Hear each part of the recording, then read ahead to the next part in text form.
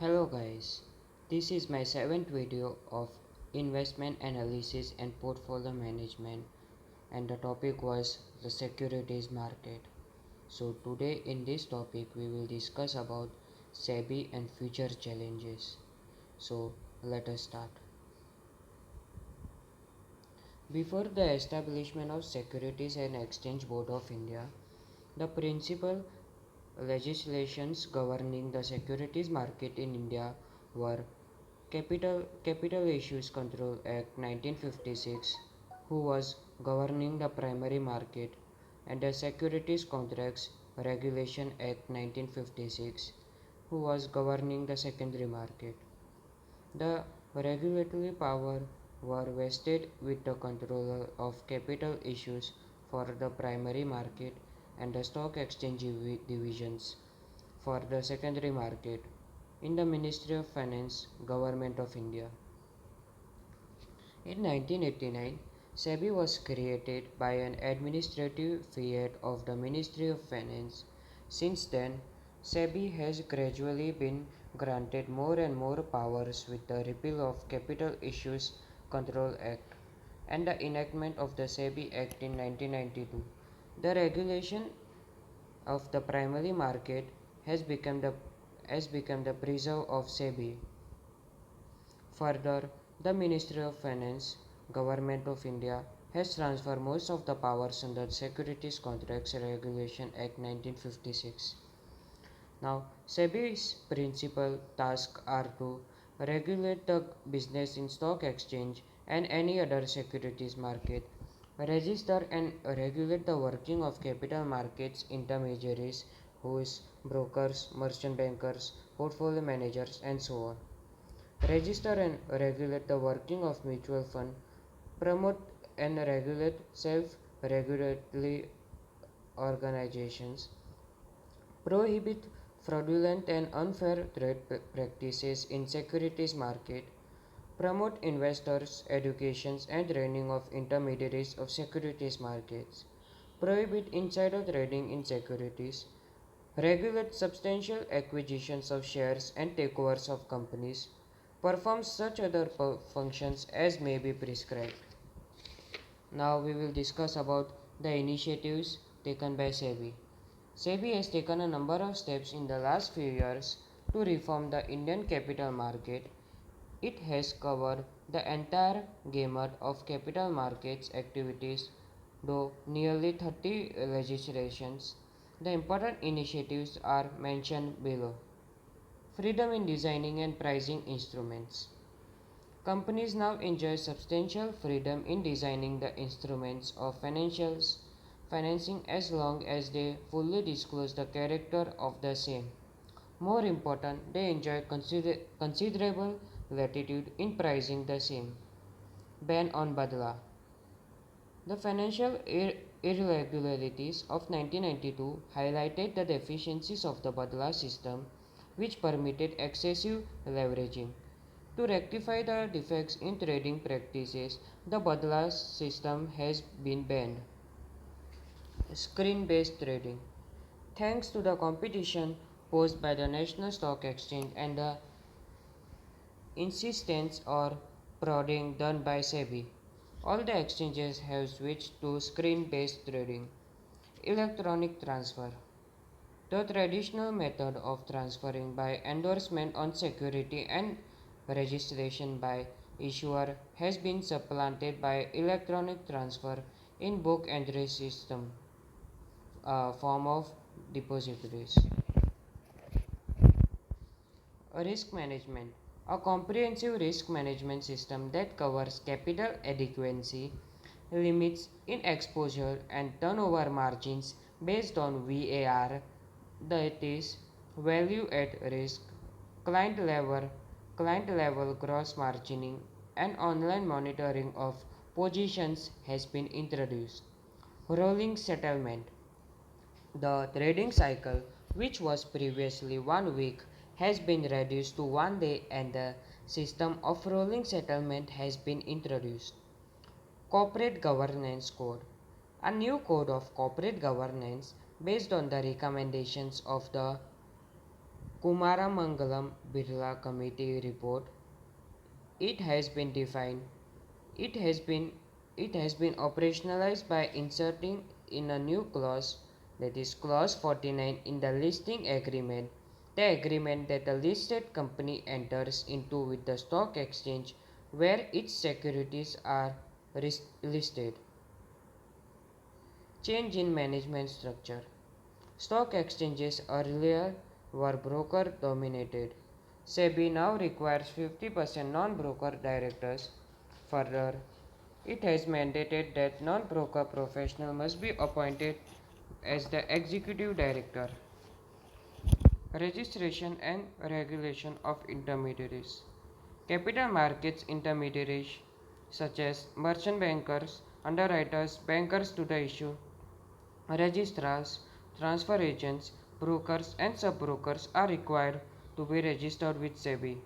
Regulation for these intermediaries have been prescribed. Redressal of investor grievances. Investor grievances has been on the rise thanks to the step taken by SEBI. The redressal ratio, the ratio of complaints resolved to complaints received, has improved.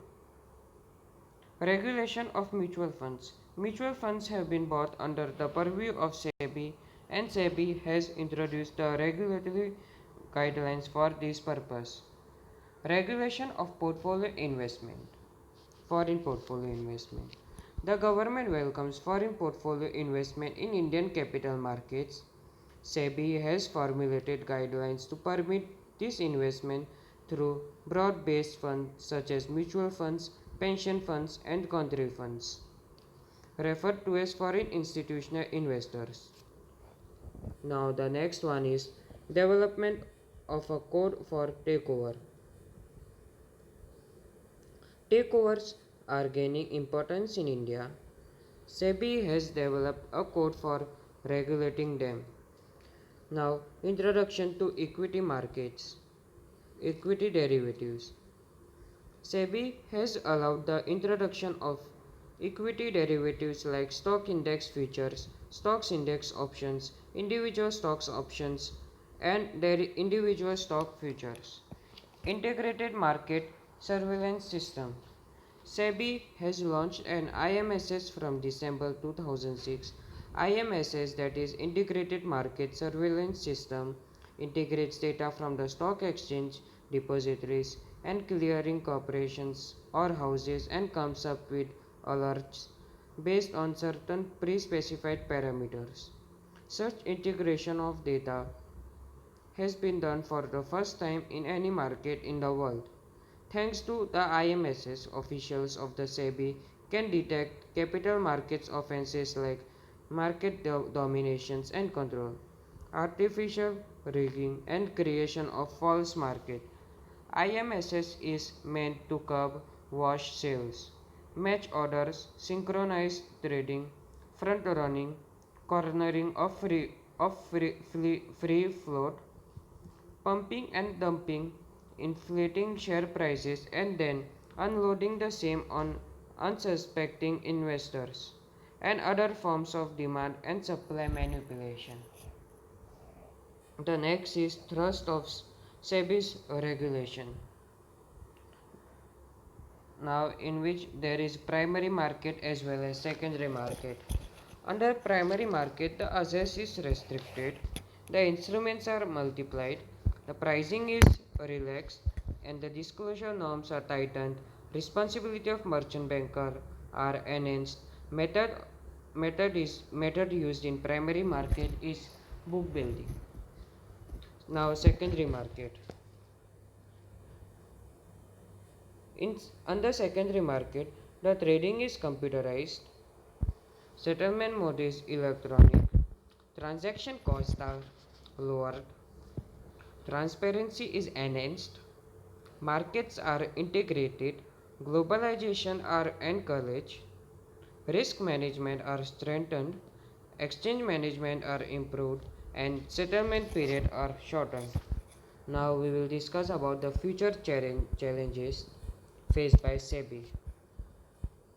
While SEBI has done a great deal, it has a long way to go in accomplishing its mission, it has to address several challenges such as the following: preponderance of speculative trading and skewed distribution of turnover, market abuses. Now, the first one is preponderance of speculative trading and skewed distribution of turnover. There is a preponderance of speculative trading where the primary motive is to derive benefit from short term fluctuations. Only a small fraction of trades results in delivery. Earlier, when the when the account period was 1 week and the facility of Badla was allowed, nearly 90% of the trades were squared up within the account period or carried forward. After the introduction of rolling settlement, intraday squaring has become common. After the ban of Badla, individual stock futures, which are cash settled, have become very popular. An allied problem is that the distribution of trading is highly skewed. About 10 script accounts for nearly 80% of the turnover on the stock market. Thanks to such skewed distribution of trading, most shares are traded infrequently and hence lack liquidity. L.C. Gupta argues that the over speculative character of the Indian market is the evident from the following. There is an extremely high concentration of trading in a small number of shares to the neglect of the remaining shares. The trading velocity is absurdly high for speculative counter. The trading velocity of a share is defined as total trading volume in the share during a year divided by its market capitalization. Hardly 10 to 15% of the transactions are genuine investment transactions, the balance being speculative transactions. To mitigate excessive speculation in the cash market and promote liquidity across the board, the following steps may be taken. Introduce margin trading, wherein investors put a certain amount for purchase of securities, the balance being lent by brokerage firms. Encourage market making by jobbers. Provide lines of credit to brokers firm. Now we will discuss about market abuses. Insider trading, market manipulation, and price rigging conti- continue to impair the quality of market. Insiders who are privy to price sensitive information may use such information to their advantage. Often, companies issuing securities in the domestic market or international capital markets artificially rig up prices. Cartels of powerful brokers tends to play manipulative games on the market. It is virtually impossible to eliminate market abuses because the ingenuity of the manipulators manifests itself in unanticipated ways. Nevertheless, a vigilant regulatory body, well managed exchanges, and severe penalties can go a long way in mitigating market abuses. Through some progress there has been made in that direction. A lot more has to be done. Now the bonus we will see about improved disclosure standards. Disclosure standards in India have improved significantly in the last decade or so. The standards for what, when, and where of disclosure has been specified in the Companies Act. Disclosure and Investment Protection Guidelines, that is DIPG, listing agreement, takeover code, regulation and regulation relating to insider trading and so on. Disclosure related to financial performance, shareholding pattern, insider trading, acquisitions, related party transactions, audit qualifications, share buybacks, corporate governance, director remuneration, risk management, utilization of issue proceeds, and so on.